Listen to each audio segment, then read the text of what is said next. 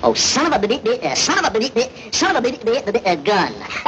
You thought I was going to say son of a bitch. Where else would I be? Cornhole in a pig?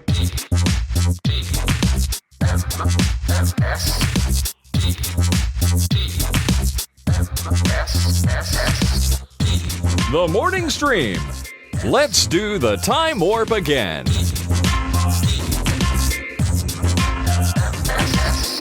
Hello, everyone. Welcome to TMS. It is the morning stream for Thursday, September 25th, 2025. We got ourselves a 25-25 today. Yes, we do. Yeah. In the day 25-25. Yeah, that's a big... If the rapture keeps us all alive. Yeah, let's do a quick gut check on that. Today is Thursday. We are well past the window that everybody said would be the somewhere between Monday afternoon and Wednesday rapture. Now that it's come and gone, all those YouTubers and TikTokers and everybody who are convinced this is going to happen, what do they do now? They really, honestly, if it's the right thing, they just close their TikTok and YouTube accounts and say, you know what?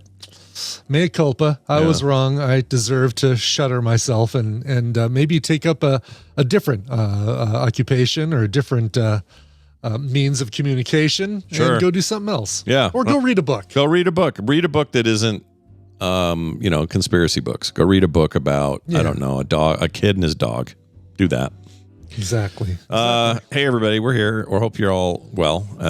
We're doing well. Yeah. Brian, you doing well? I shouldn't assume. Are you doing well? How you doing? I'm doing well. I know I look like I just, rolled out of bed into the first set of clothes I could grab. And, but yes, I'm doing well. Good. In the process of painting, zenithal priming all those Jack Nicholsons. All they hear is Johnny's. Oh, yeah. That's fun. Getting ready to hopefully airbrush those and Black Cat this weekend, since there'll be a lot of similar flesh tone colors that I have to paint. And then I just got to make them all sweaty looking. Yeah. Yeah. Like you're meant to. That's the rule. And then probably some Grinches, some Christmas Gremlins, and what else? I want a few Christmassy things, not just Jack Nicholson's for this craft fair. Yeah, that makes sense. I have the Gremlins that are reading from the carols, reading the singing from the carols book. Those guys are just sitting over there. Those are printed, but I need to do a few more. There's just a lot of printing to do. Sure. Got to do it. Yeah. Yeah. You got to fire it up, put in the filament or the resin, and go. The resin, yep, and go and clean, and then clean all the toxic shit, and then wash it with the alcohol bath, and then spray paint it, and then this and that. It's like, all right, it's work Coming together though. I like it. It is. I have speaking of toxicness. Yes. Oh, geez. I don't know how toxic the common housefly is, but I'm going to tell you the story. Okay. All right. I'm ready for it. I'm here. The month of September is often fly season for us here. We don't get a lot of flies in the spring and early summer, but come late August and then September, the flies just come out. That's when they all come out. Sure. Yeah, I hate it. It drives me crazy. And but it's about now where the weather starts to cool down and they start to get slow and leave or die or wherever they go. And so I've been looking forward to that. It's like, less flies while I'm outside, whatever. Sure. And yesterday, made myself a bowl of ramen. Nothing fancy, like microwavable. Well, whatever. It's decent H-Mart stuff, but it's like, you still got to microwave. It wasn't anything fancy. Yeah. And made that for myself. Went out on the Adirondack out there in the front, and just kind of doing a little people watching. Got the cat, the outdoor feral cat we sort of own, is there with me, chilling by my leg.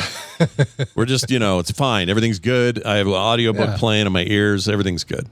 Nice. And I, at some point, did a big inhale, and right down my throat goes a living, breathing, well, I don't know if they breathe, but anyway, a buzzing fly. They definitely breathe. Do they breathe? How do they? Sure. Man, they got little tiny lungs and everything? Little fly lungs, yeah. Okay. Yeah. I've never thought about that before. Like, what does a fly How's a fly breathe? But I guess I mean, when I would put them in glass jars and then use a vacuum to suck out all the oxygen, they would die. Yeah, so imagine they breathe. Oh, that's a good point. Yeah, you take away the atmosphere, they can't breathe. I didn't do that, folks. Please don't think I ever did anything that horrible. Do they do? Icor says they breathe through their feet. Is that true?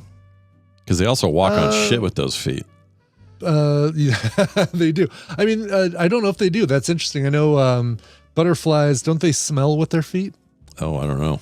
Butterflies do. Why don't they use their cool? They got a cool front end. They should just use that. Proboscis, whatever it is. Oh, here it is. They use sphericals. Flies have small openings like pores on the sides of their bodies. They are called sphericals, and they can open and close and let air in and out. So they still need air, but it's not. They don't breathe like us, like through a hole. They breathe through they breathe like us through several holes. Yeah, many holes. Instead of just the 2 holes that we breathe through, they get all the holes. That's right. Yes, exactly. And then they do. Let's see. The branching network of tubes or trachea carries oxygen deep into their tissues. The tubes get smaller and smaller until they reach individual cells. So no actual lungs. No, that makes sense. At scale, that'd be hard, right? No. Sure. No, you don't think so? No, not with. I mean, it's not like we're looking at a technology that you got a bunch of people in Japan who are trying to make the smaller and smaller lungs. There's single cell amoeba and things like that. You can get pretty small with science. Oh, sure, but I just don't know if you're going to find fleshy lungs pumping air and pumping out the smaller you get. It's kind of like when you go. What's it? So like they try to do a scale model of something and say, all right, well, we're going to make a little version of this and see how it goes. Right. And then they move up to a big version of it and it behaves differently. The physics are different. I think it's probably something like that. Just having the muscles that do that. The smallest lungs are in the pediphorin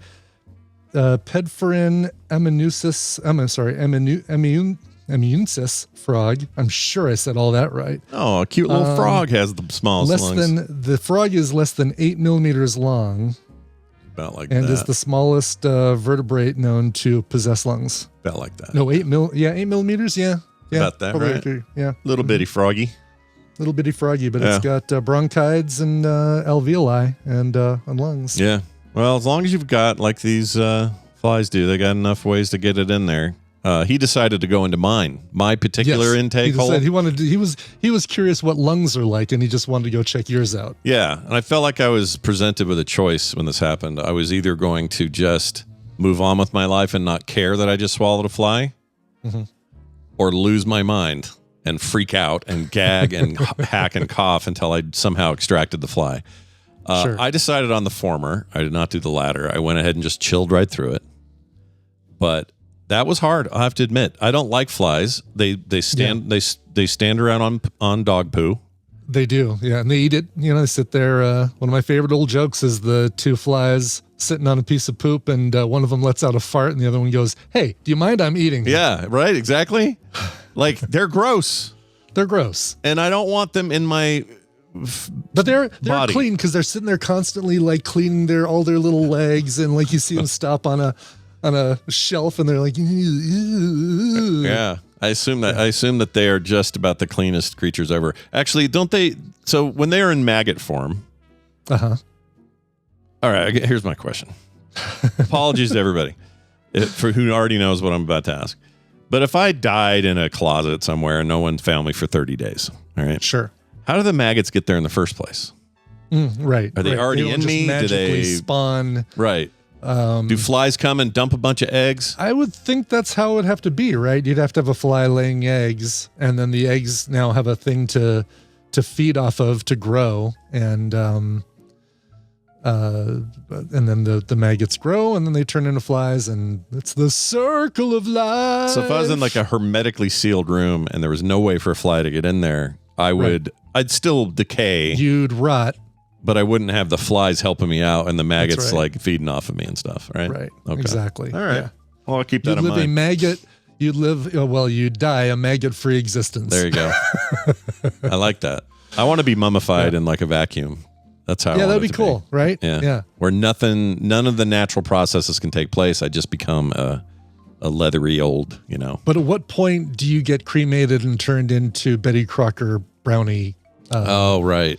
Mix. My this is funny you brought that up. This is a long callback because there's there might be new people who don't know that this is a kind of a wish of yours, is that you want to be cremated and mixed in with brownies and then served at a assisted living. Yeah, facility. I want none of these old people to even know what they're eating. I just want them to enjoy their brownies, and I have no idea. My wife, it's funny you bring that up because just recently this came up again, and I said, "Yeah, about that. You remember that brownie thing?" Because we were at my mom's thing. Mm-hmm. I said, you could be serving me right here where these cookies are here in this little kitchen. And I'm making a joke. And she goes, "I'm not going to jail for you," she says. So now I think I know what's up. Now, how would you feel being over there with your mom, knowing that the cookies contained somebody else's cremated remains? Wouldn't bother me. Okay. Yeah. Because you're not eating them. Yeah. Because your mom's eating them. Yeah, she's eating them. Plus, even if I did eat them, like it's just dusty bone. You don't want to know you're doing it, but you're not gonna. Nobody's gonna be the worst. We eat who knows the kind of stuff that we're eating far worse than just somebody's burnt up bone pieces, bone fragments. Yeah, they could probably use the calcium or something. There's something there for them. Sure. Brian, what'd you get up to here lately? Anything going on? We went to Trivia, a new place. A restaurant that we have, like I said, a couple blocks away from the house here, called Malone's Clubhouse. This is your typical neighborhood bar and grill, big family-owned restaurant, not part of a chain, single place, and a menu that just doesn't quite know what it wants to be. They've got your sandwiches, your burgers, your salads, and then they've got Italian food, and then they've got burritos and enchiladas. Wow. And on Friday and Saturday nights, they have prime rib. Jeez. And it's really good. Like, all the food's really good there, but it's, they really just haven't decided what it is they want to be. They just want to be everything to everyone. It's like an adult school cafeteria kind of, in terms of variety. Yes. Yeah. I get it. Exactly. So they've had trivia there before, and it used to be one of our favorites. Like, across the country, you've got a couple biggies: Challenge Entertainment and Geeks Who Drink. And Geeks Who Drink is the one that used to have those annual Geek Bowls that we'd go to and compete, with the quote unquote best of the best for like a several $1,000 prize purse kind of thing. But they've got a new one there called Not Rocket Science, and we've been thinking about going and checking out another place to see what we think of this Not Rocket Science trivia. And so we're like, all right, well, Tina and I'll do a recon mission. We'll go check out this Rocket Science trivia. And I think I talked a little bit about it yesterday that we won. We did really well. But this place seems to have this company seems to have the wrong focus. So if you go to notrocketsciencetrivia.com and let's say you're you're a person who loves going to pubs and playing trivia, you go to this place and the website is very much like, hey, here's how many locations we're in. Here's how many people they bring into these bars and restaurants. Then they've got videos from a dozen of their hosts almost saying the same thing like it's a cult. Hey, look at all the people we are bringing into Lookout Brewing in Black Mountain, North Carolina. Come join us for trivia. Hey, this is Megan from Appalachian Mountain Brewing. Look how many people we're bringing in for trivia. You should come join us. Like it's there's very little on the page about what the format is for their trivia, what the how long it takes, what the story is. And here's the other weird thing. Every other trivia company keeps you there for a couple hours. This one just keeps you there for an hour. Like it feels like they're kind of missing out on an opportunity to keep butts in seats for a couple hours and maybe make people buy more food and more drinks and stuff. It's like, all right, come on in, eat a piece of food, get a drink, get out of here, quick, come on. Right. You've played your trivia, go home. Yeah. This isn't the same. Is this the same place you were talking about yesterday that only did the hour? I'm thinking of Muzz. I'm realizing that, is it the same story from yesterday? I can't remember. It might be, and I forgot that I talked about it yesterday. So thanks for keeping me on track with that. Until you, when you said hour, I went, wait, did we as just soon as talk I about said this? hour, I'm like, I think I did talk about it. Yeah. Maybe I talked about it in pre-show because I didn't see it in our notes. So I'm like, okay, well, it's. Maybe we did. That might be why I'm thinking of it. Yeah. Maybe it was we pre-show. talked about it in pre-show. Also, you're not wrong about this website. They've got everything's just like, this place is great. I love it. Come down Exactly. to Zibba-dibba-doo. There's nothing here about the trivia or there's nothing about the trivia itself. And it's like, all right, what, if you want to go check out this trivia, you got no details about, well, here's the kind of format. Here's what you can expect when you come here to play trivia. So wild. Yeah. So Jeannie's confirming. I just said that we went to an hour-long trivia, and I was bitching about how they're not keeping people in seats long enough is the problem. Right. So and I'd said something about nursing a drink, and it's all coming back to me now. Exactly. But yeah, no, their website doesn't do them any favors from a player perspective. I'm guessing if you're a restaurant or your bar and you're like, well, I don't know if this is going to bring people in. Oh, look at all these Google reviews. It's probably going to do real well for us. Yeah, you know what? You're probably right. This tells me that this makes the bars get involved because they have to convince them to do it. I don't know. I still think an hour is not long enough. That's not long enough. It's not long enough. Like we said yesterday, it's like a movie. You don't go to the theater exactly for an hour. Yeah. It would not be worth the trip. Yeah, we did say that. That's right. Yes. It's all coming back to me. My gosh, Scott, what is the sign that we're getting old is it's we're just now remembering we talked about this updating yesterday? your OBS wrong and forgetting about pub trivia, I guess. Exactly. Signs of age. Anyway, that's great. We'll see how that pans out for you in the future. Today, though, we have some news, and Wendy coming later. We got an email from Wendy. We got fun times with her. So the first time we've had her since, I think it's been a couple of weeks at least. It has, yeah, because she's been there with you and doing some traveling and stuff. Yeah, so she's finally back at it today. Stick around for that. But for now, it's time for the news, and it's brought to you by Coverville, taking place as usual right after TMS. So stick around for that. What is it? It's twitch.tv/Coverville. See, I even got sleep last night. This doesn't make any sense. Celebrating the birthday of Bryan Ferry, lead singer of Roxy Music and great solo artist, and probably one of the most well-dressed performers in rock and roll, like always in a suit. Saw him in concert 2 years ago here at the Paramount Theater in downtown Denver, and the guy is just immaculate suit, looks great. He was also in a hijacking. He was on a plane that got hijacked. Whoa! And Bryan, he also, by the way, ironic name says Bryan Ferry likes Hitler. Blah. He doesn't like Hitler. He actually, the quote was, there was some art history, some German art that he liked, and then he made the joke that his home studio is the Führer bunker, and then he apologized for it. At no point did he actually say he likes Hitler. Ironic name. There he is, looking very dapper, even at his age. Even he's now. 80, man. Yeah, look at that. What is that suit made out of? I don't know. It's made out of basketball material or something. I like it. It looks like it's going to stretch weird or something. Yeah. I had this is the album I had right here. In Your Mind? I think Did you really? I think I had this. Yeah. Are you sure that's just not a picture of you in your teenage years? It's definitely not me.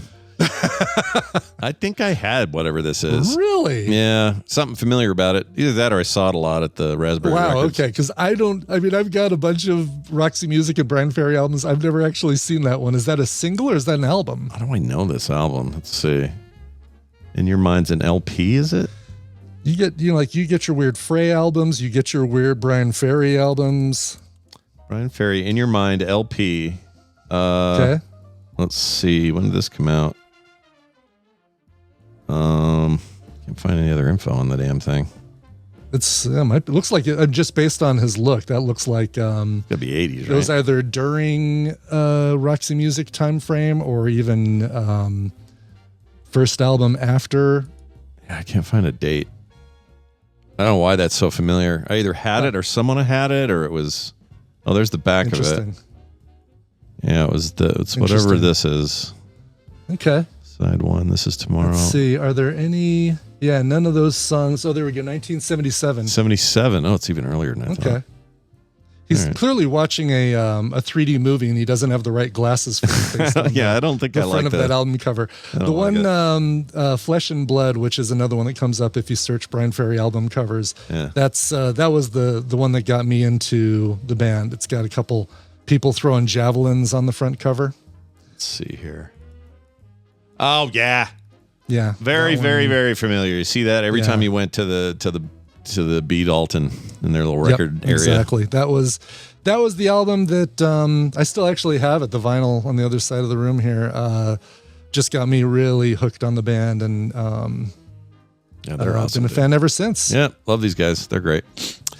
All right, we'll check that out today. Did you said right after the show? We're doing Right it? after TMS Okay. today, yeah, I'll do the Twitch stream. All right, we're going to talk about some wild chimpanzees for a moment. All right, get ready for this. Yep. It's pretty I wild. love wild chimpanzees. Right? Pretty wild, this story. And these chimpanzees also. Oops, let me click that. All right, here's the deal. They consume the equivalent of 2 cocktails a day in the form of boozy fruit, according to research. So they let the fruit ferment, fall off the tree, ferment, and then they eat it and get all liquored up. Yeah, basically, they're people in the sense that, I don't know that your average person drinks 2 cocktails a day, but, somebody who's into they like to come home Somebody to who's their... into their cocktails. I mean, Sure. I might have a neighbor who probably consumes 2 cocktails a day Yeah. at a minimum. Sure. Yes. That's just kind of the way some people roll. Well, anyway, these chimps do this basically in nature with this boozy fruit, this fruit that is sort of starting to go bad and gets a little alcoholic. In the forests of Uganda and Côte d'Ivoire. Côte d'Ivoire? This is one of those that comes up all the time in trivia, and my teammates are all like, "Oh yeah, it's Côte d'Ivoire. Brian, write down Côte d'Ivoire." I'm like, "No, you write down Côte d'Ivoire. I'm going to give you the piece of paper." Yeah, you do it. I don't like these French names. Anyway, chimps crowd into a fig and plum tree is how they know. They get in there. They feast on fruit that is sweet, soft, and just a little boozy. According to the new study, these daily snacks quietly add up to the equivalent of about 2 alcoholic beverages for humans per day. I think these chimps are a little loose. If you know They're what I living mean. their best life, is what they're doing. Yeah, no wonder they're They constantly. don't have to drive anywhere. No, They're good. no wonder they're always yanking on their doodles and humping other chimps. Throwing their poop. Yeah, they're drunk is what's going on. That's right. A team of scientists at the University of California, Berkeley, and other institutions tested the fruit chimps actually snack on, figs in Uganda's canopy and plum-like fruits in the forests of Côte d'Ivoire. You nailed it. Yep, finally got it. Collecting the data wasn't easy. With little electricity beyond solar panels and constant humidity threatening the instruments, researchers spent 3 seasons hauling equipment and calibrating tests kits to measure alcohol in many different tropical fruits. I'm just picturing the Sean Connery movie we just watched. Medicine Man, Yeah. having to be out there.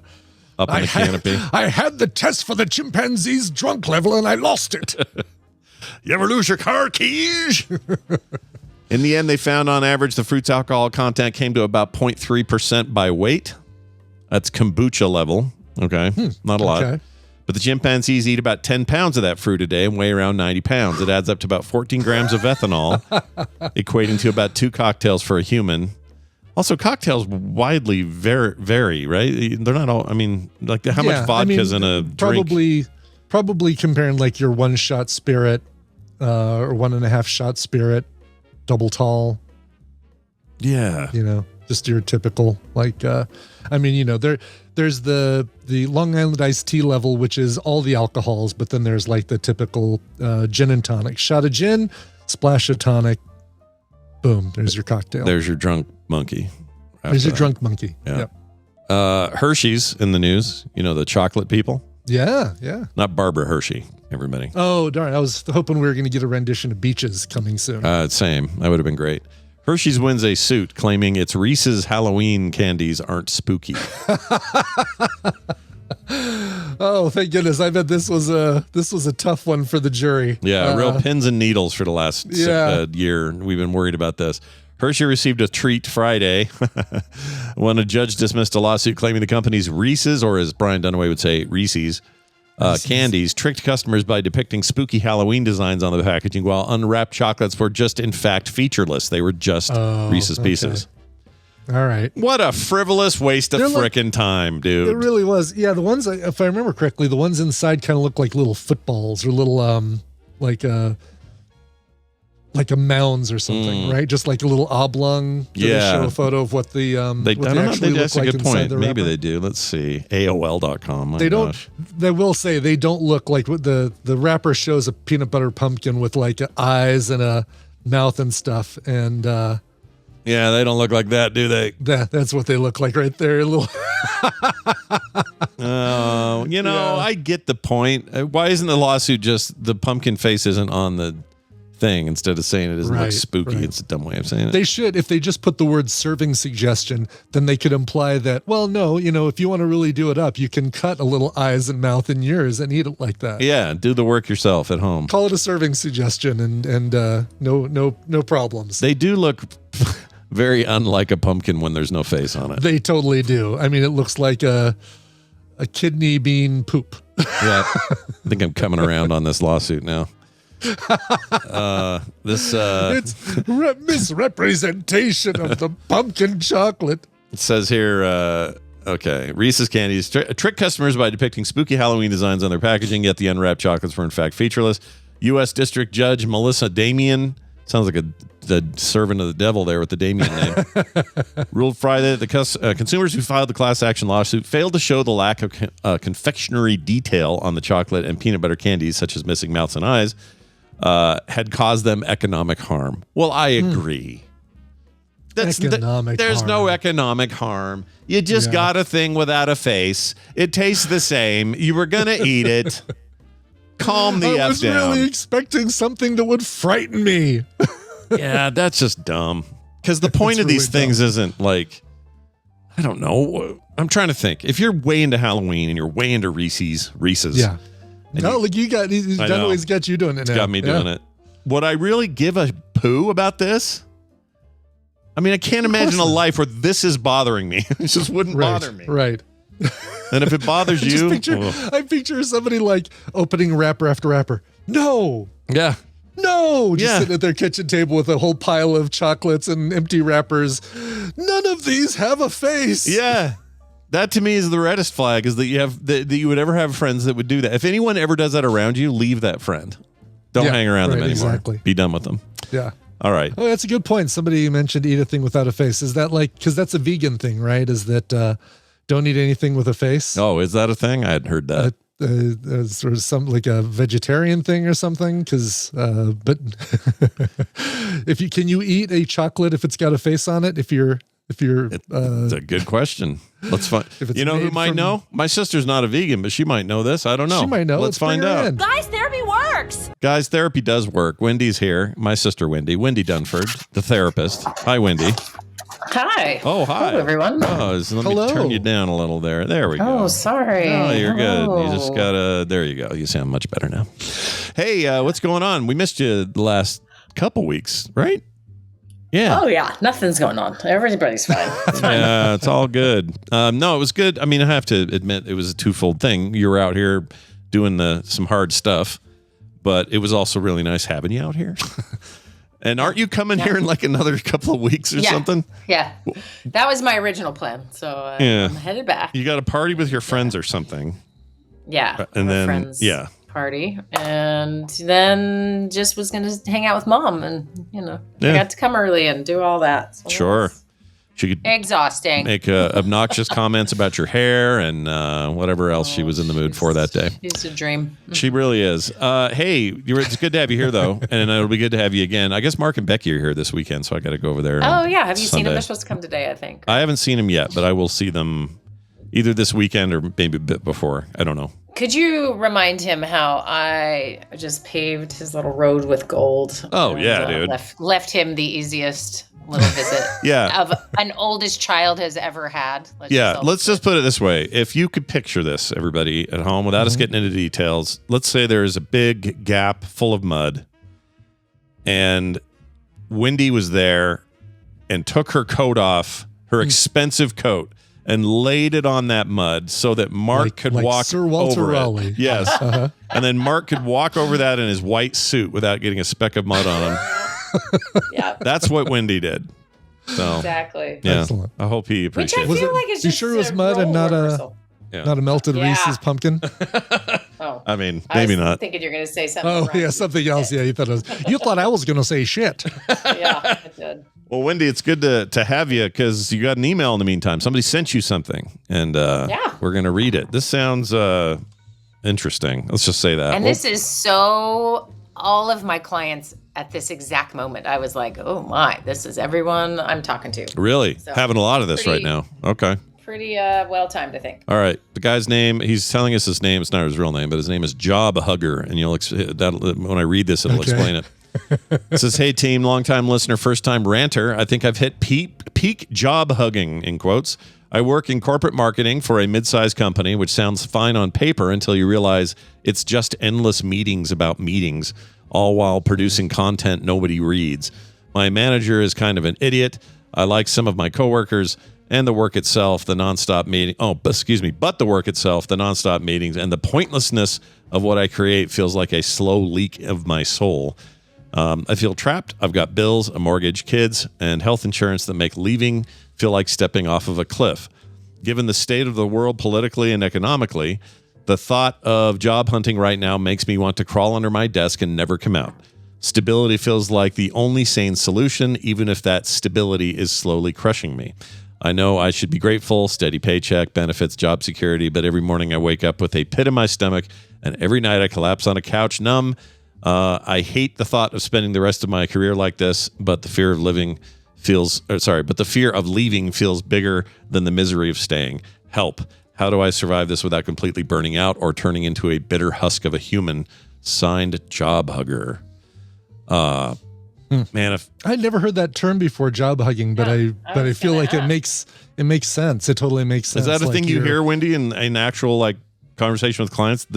No one's saying I'm a job hugger, but there is a recent article that came out describing it and named it as job hugging. But Okay. I see it everywhere, which is at various times, we had the quiet quitting thing and we have the whatever, all the things they like to label. But the job hugging thing to me resonates the most because people will describe this exact scenario where they're like, I have a good thing going that I can see the writing on the wall, maybe AI or maybe, something with the company or just having, whatever it might be, or just like, hey, it's time for me to go. I don't want to do this anymore. Or, a pay raise usually comes from moving to another company. So whatever their motive, a lot of people are just kind of tired and burned out for various reasons. And then they have to maintain their job for this stability. So in the past, like a term would be the golden handcuffs, right? Like you make a ton of money. Why would you leave this?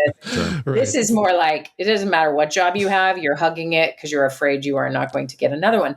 And, so I asked Adam actually about it because he'll get various things. He's a manager where he's at. And so he's like, I'm getting hit up left and right for people with tons of experience, seeing if, they can get me through LinkedIn to see if they can get in an interview on my team, even though we're not looking and that's not what we're, it's not the route. And he's like, I've never experienced it quite like this before. Wild. Just overqualified. And that's happening. I have a client who takes in a bunch of these resumes, has to do a bunch of these interviews, and everyone's more qualified than her that's looking. And so she's like, oh crap, I can never leave because, so that's, or it takes years to get jobs. So some of this is how humans work, right? It's anecdotal, or you hear it, or you have your own experience. I don't know what the labor of statistics, if that even still exists, would say about these things. But there is a very real feeling like I got to stick with what I'm doing. This scary tariffs are going to really hit the sort of economic result of that will start being felt in 2026. Like, what am I going to do? And they're miserable and trying to do that thing. So, that's job hugging. Okay. All right. Makes sense. Yeah, totally I think makes it's a sense. pretty apt description. Like, I'll just hug this piece of Totally. crap job I hate. Right. Anyway, so it's a great question. So let me start with that. Just asking, are either of you hugging your jobs? Let's start with that. I'm definitely not. I mean, I love the only job that I'm hugging is Uber. I just don't want to do that anymore. But it's like I don't need that one little bit of financial kind of boost until other things kind of take off, i.e. rock puzzles monthly. But no, I mean, podcasting, I love doing this show every day. I love doing Coverville every week. And even the freelance stuff, love doing that. Yeah, I don't have any, I'm not hugging. I mean, I hug it for different reasons. I love it. I love my job.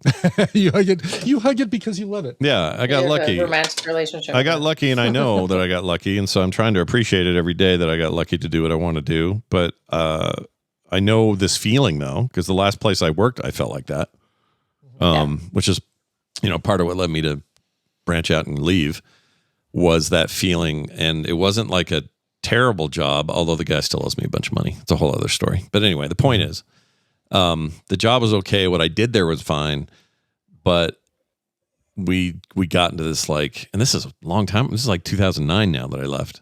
So it's been a bit. I mean, we're working on, what is that? We're only shy a few years of it, 20 years since then. Yeah, no kidding. That's a weird thing to think about. But I left there or wanted to because of the same feeling. The way this guy describes it just feels like if everybody hasn't had a version of this, I'd be surprised. There's got to be. When I bet we could delineate who does and who doesn't, right? Like you both are actually the answer I have. You're living examples. I'm a living example, actually, of the antidote to this.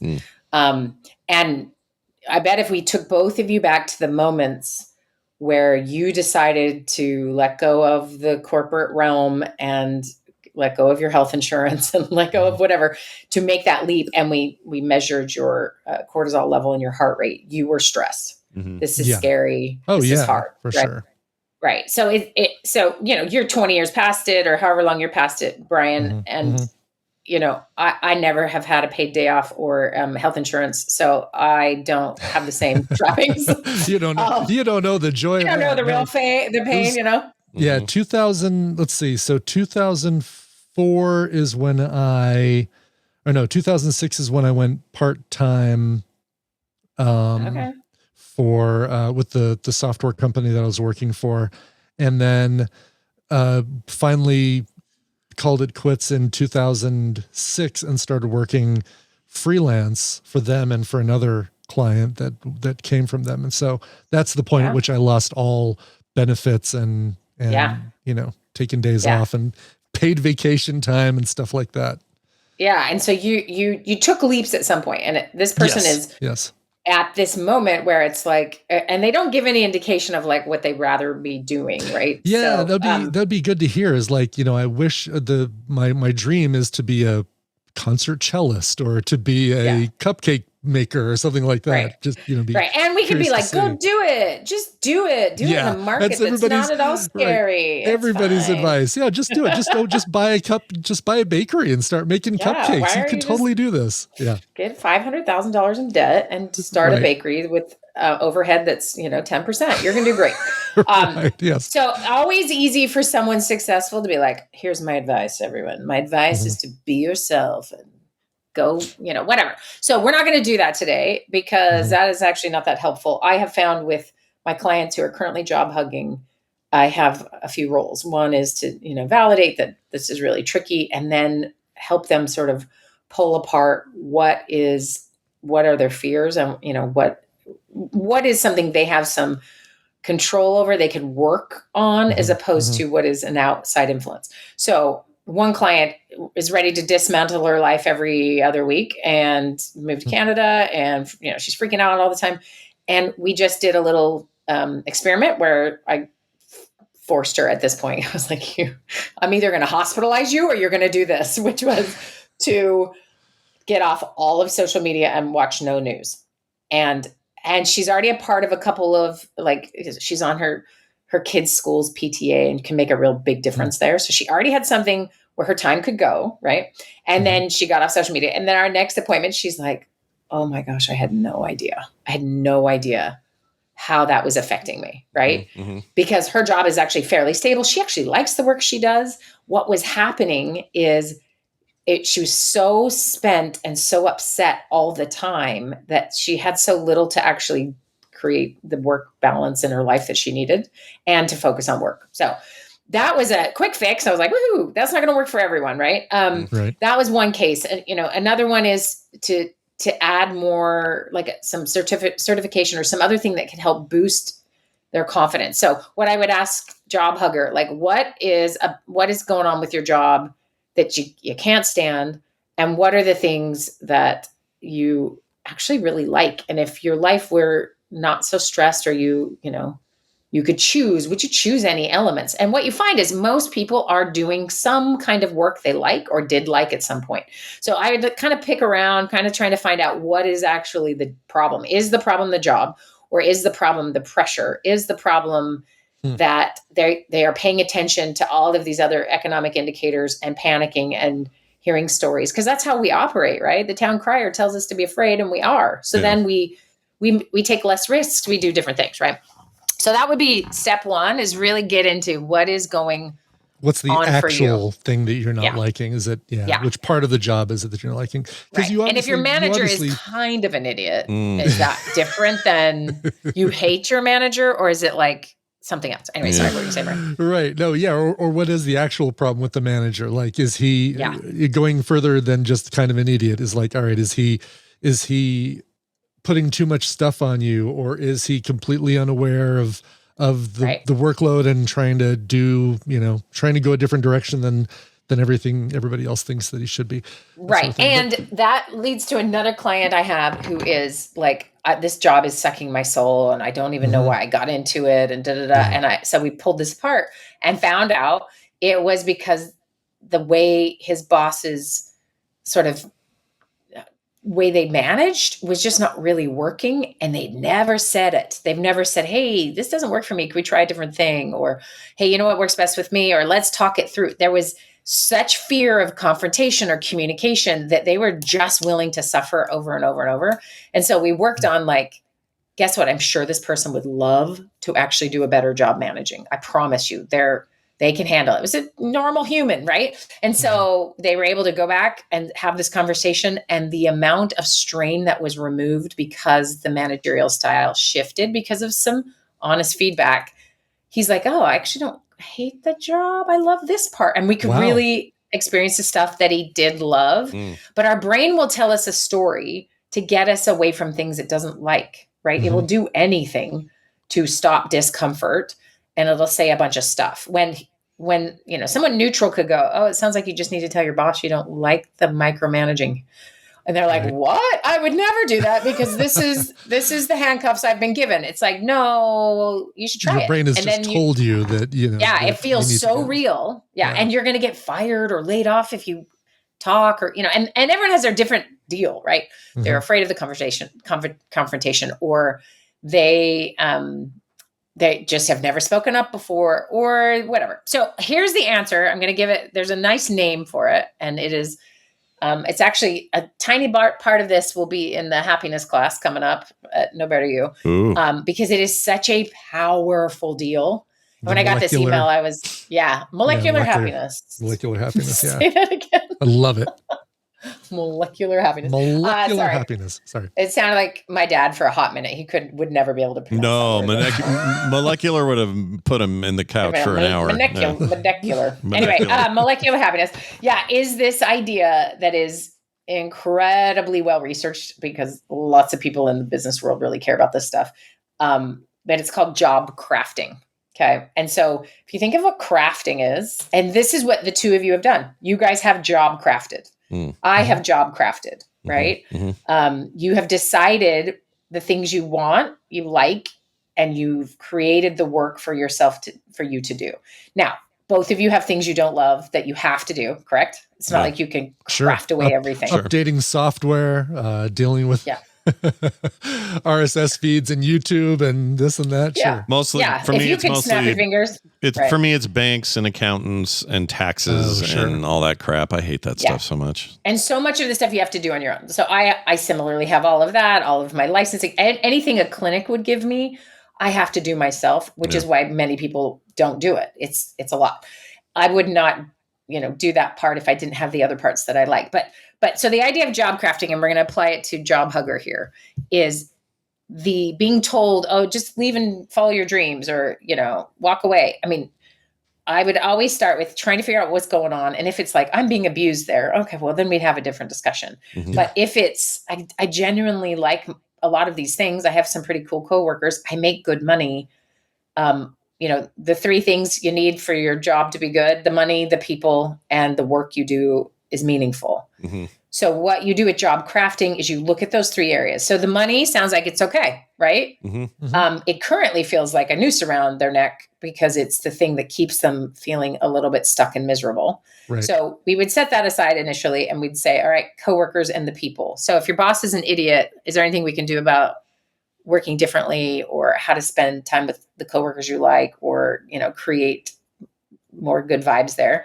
So you can see if there's any crafting of your job title, your job responsibilities, and your interactions that you could improve in that second area. And then it sounds like that job huggers, because he mentions it twice, just endless meetings. And it feels like that could be the avenue into the manager to say, hey, I feel like I'd be more productive if we had less meetings. Is there a way that we could reduce the number of those we had, or make some of them via Zoom so I can work while we do them, or say maybe this one could be an email, that sort of thing. Yes, totally. That is exactly what it is. Yeah. The crafting of the job, but you have to identify it, right? Like you picked up on what it is, at least what we've got is that. Just based on the fact that he brought it up twice feels like it's all right. That's definitely a pain point for him right there. And if I had a penny for everyone who said I have too many meetings that I talk to, it is just a constant challenge to our sense of getting something done, feeling interrupted, having our attention bifurcated all day long, and having to manage social stuff and your technology. People have too many meetings, and there are probably only a handful of jobs that need as many meetings as they have. Most probably don't. So that would be where you would initiate some job crafting, some suggestions. Nobody loves a complainer, but people love some options, right? Like, hey, what would help me? Could we try this? Let's experiment. When they take away meetings on a Friday for a company, people are happier. When you're able to block off time so there's no meetings at certain times. And in a lot of positions like this, sounds like a fairly white collar job, there's more leeway to do that than people ever think. They're always trying to be like the good employee, and they don't think to ask for the thing that will actually make them really happy there. So that would be what I would encourage here, is see what you need and ask for it. And then that final thing, like the work that you do. So less meetings would be a version of that. Like what else? He used meaningless and pointless a couple times. So having meaning in your work is that third pillar that, if you have all three, you have the best job in the world. No kidding. If you have two out of the three, it's sustainable. If you only have one, it's not going to last. Right. Yeah. Right. But that job, the stuff you're doing, if we can craft that. So what's one thing? I'm going to have you both do it, just a little bit of it. You have overall job crafted, right? But right now, what would be a thing, if you could have more or less of in your day, would you want as part of your job? It's funny that meetings is the thing that comes up for this guy, because I get it with one of my clients as well. I have a freelance client who instead of just putting in an email, hey, could you change this on the site, or can you add a page that does this, and here's some copy for it. She's like, hey, let's do a phone meeting. And the phone meeting is really just her saying, okay, well, I'm going to get you an email with all this content and with the thing I want changed on the website. And there was no reason for us to actually set aside the time. And there's that, I can't really start anything for the next 5 minutes or 10 minutes because I've got a meeting coming up at the top of the hour. And it feels like, I can't get started with anything that wastes more time than just the time of the meeting itself. And Totally. So I do need to just reach out to her and say, the meetings, maybe we don't need to have them so often. Maybe we have one every couple of weeks as kind of like a touch base, but But in every other case, you can just send me emails. Yes. Okay. So that would be a very small version of crafting the job to have a little more of what you would like, right? Great example. All right, Scott, do you have one? Oh my gosh. How you would craft your job? I've been thinking, I can't really think of anything. It's all. What about having somebody else deal with the banks and the accounting and that sort of thing? Yeah, I mean, that would help. I've done a lot of this stuff. I mean, Kim's 50% owner of this thing, and she does a lot of that for me. Like when it comes to tax time, she's doing a lot of the heavy lifting. So there is some of that already happening. Yeah, a little bit. Yeah. And I'm doing it with, how do I explain it? It's like, it's a little like, when you plan for events, planning for Nerdtacular coming up, I've got to assign things to certain people with certain skill sets. And that's a little bit of crafting. It's like, I could try to do it all myself, but that's dumb. So get this person got to delegate, wants to do this and let them do it and that sort of thing. So I guess there's some of that going on, but for everything I do every day is what you've described. It's a method, even if it's an unusual or uncommon method of doing a thing. I have created a way to do it, and I do it, right? Like if somebody had to sit down here and I have to go, all right, I'm going to explain to you exactly how all of this works right now, from a technical point up to the creative side of it, all of it. Here's what I do. It would look different than everyone else's list of things they do. It doesn't, there's no, I'm not going off some master plan or somebody's great ideas of how this all needs to go. Yeah, I make up my own as I go, and I'm happy with those ways. Can any of it be improved? Oh, I'm sure there's plenty of ways, but I don't really think about it, Yeah. Well, and it wouldn't be, it could be improved with efficiency or some other thing, but it wouldn't actually be what I'm talking about here, which is for you to love what you do and for anyone to find love for what they do while they're job hugging, because there are legitimate reasons to be careful about what you are doing with your finances and your retirement and raising kids.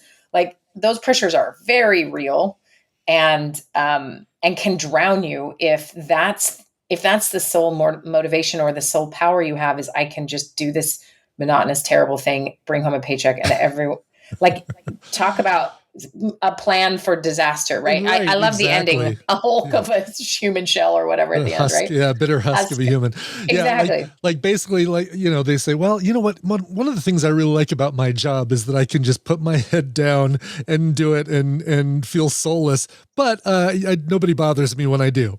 Yeah. What you do here is one more meeting is going to kill me. And people are craving a chance to actually put their head down. So often when I'm helping somebody rearrange the way their current job is operating, is we always really prioritize some time for deep work, because most people are actually missing the thing they love about that job. And so, this person is in marketing. I don't know what marketing people love to do. And, but it's probably like not be interrupted while they're coming up with a thing or they're creating a new thing. Right. Sure. So that would be something really valuable for someone to think through in terms of their job crafting, is blocking off deep work time. So let's say you have your best energy in the morning. Don't give that to Slack. Slack does not deserve your best time. And it gets it in most places, and email gets it, and interruptions get it. So you got to act like this is sacred creation time and nobody gets to touch it, even if you're just, crunching numbers or whatever the thing is that you really get energy back from and feels like it's meaningful and worth it to you. There's another piece to job crafting. Like if you do all these little tweaks and you're trying to find, okay, so I'm going to have, after hours with like hors d'oeuvres with everybody on Friday, or get drinks with people, like you want more social connection, you can create that. That is also a part of job crafting. So it can run the range of just telling your boss, hey, I need a different method on how we interact, to we're going to hang out on Friday night and play poker with the team or something, right? Like there's so many things in the middle you can proactively do to create the environment you want to be in, even if it's rough, right? And then your own time, what you do with your energy, all of that is another way to job craft. And then what we find that the research will show people who have some ability to job craft or just do it are just significantly more satisfied. Right. And so I would start there with this emailer. This is the start to just, because you're not going to get it by feeling pressure and reminding yourself you can't do anything. I mean, powerless reminders is the best way to stay stuck in this and lose it, right? Yeah. This is temporary. Everything is somewhat temporary. And that our brains are not great at not seeing that this is the end of the world, actually. So all of those are lies. And currently you have a lot of control over some little parts of your job and your life that you could tweak. So start small. Or if you can see, as I'm saying this, if anyone's hearing this and going, oh no, I got a big one, do it. Do a big one. Yeah. But crafting your experience daily is so worth it. And you may think, oh, like that's a luxury or a privilege of someone who's high up somewhere. Not, absolutely not. Some of my favorite research is on the cleaning staff in hotels and hospitals. Like they can find so much meaning in the work that they do, right? And being reminded of that and being treated well, and then, creating whatever, putting flowers in someone's room they clean in a hospital as a way to just like honor the work they do can be a game changer, right? So it doesn't have to be you're in some, majorly privileged position. Absolutely not. And everyone loves a little initiative from the bottom up. I'm just saying. That's right. And some people like having a to-do list that, doesn't ever go beyond the office, right? Like that's the one aspect of the Uber stuff that I kind of like. I never feel like I've got anything left at the end of the day that if I do 3 hours, guess what? At the end of those 3 hours, I've completed everything that I set out to do. And there's nothing left on the to-do list. And that, Bryan, really quick, I love that because there is elements of life we all just kind of need. And when you get to know yourself, and you'll just know you need that, right? Yeah. Bryan needs something in life to end when it ends. Okay. Right, nothing wrong with that. Great awareness. And someone else might be like, I like lingering, nagging problems. Great. Those are easy to have. But what do you need, right? Like I was talking to a client who is thinking of becoming a therapist, and, he was talking about, I'm very sensitive. I don't know if I can handle hearing all this stuff. And so I just said, hey, here's the things I know about me doing this work. I need a room full of windows. I cannot be inside all the time. I don't do well. So my options are to be in certain places where there are windows, or I won't do it. And that sounds like, oh, fancy you getting to have windows. No, it's called survival for me. And in his case, it might be that you need to work with a particular population, or like you have so many options to think through, and you can be more creative when you are thinking like, I can craft this myself. I can figure out what I need and want. So often we're in a obedience teacher-student position in jobs instead of sort of feeling some of that ownership, which is why working for yourself, as the three of us do, is the ultimate job crafting, right? It is up to us what we do. Right. Which leads to my know better you is exactly me job crafting. Like I want to do something different for part of my day. And I absolutely love it. It's so fun and a lot of work, and makes me stretch a lot. But it is me crafting my career in a different direction, or trying something new because I know I need that. And so I do it. Yeah. Well, there you go. See, Wendy's the prime example of job crafting. That's right. Craft your job. And then hug that job, because that job's a hug. That job wants a hug, Doesn't job hugger sound like an insult? It totally does. Yeah, what a job hugger. That's a job hugger. So the put it all into a elevator pitch. Turn your job from crap to craft. There you go. Nailed it. Yes, nice. See, you should work for this mid-level marketing company. That's right. Well, I had a meeting where we brainstormed. We actually greenlit a bunch of different names and good, and took it through the webinar and the process. That's great. You found synergy at the end of that. We found synergy. Yeah. Did you table that till next meeting? We had to table a few things, right? Yep. Great. But, love this corpo speak. So good. We'll circle back next week. Okay, so I gotta go because I got other things. But please go to knowbetteryou.com. Yep. Molecular happiness. I did a really fun podcast this last weekend with the Dad Chronicle, and it is cool. It's an email I sent everyone on Monday. I'm going to link it on the website. I haven't done that yet, but you can go. It's out and up right now, I believe. Yeah. It's It one of was Scott's favorite voices in podcasting. Yeah, that's right. He has a great voice. He does. Such a I good tease job. him. I give him a hard time. He does a great job. You mean so you don't really think he does a good job? Is that No, what you're saying? when he was on America's Next Top Podcaster, I had this, wasn't a beef, but it didn't feel like he had the same vocal range that other contestants had. So it was a specific thing. And it got all blown out of proportion that I don't like his voice. I think his voice is great. And so now it's just a joke. He gets the joke too. We're all he gets the joke. Okay, good. Oh yeah, we're all friendly about it. Okay. It's all good. Well, I just sent you the link to it. We talk about intentional happiness. Actually, he and I had talked for a long time about when he was getting his podcast back up and running, that I'd come back on and talk about stuff. So I talk a little bit about the Harvard class that I did and for parenting, how to be a little more intentionally happy and some other things. And it was, it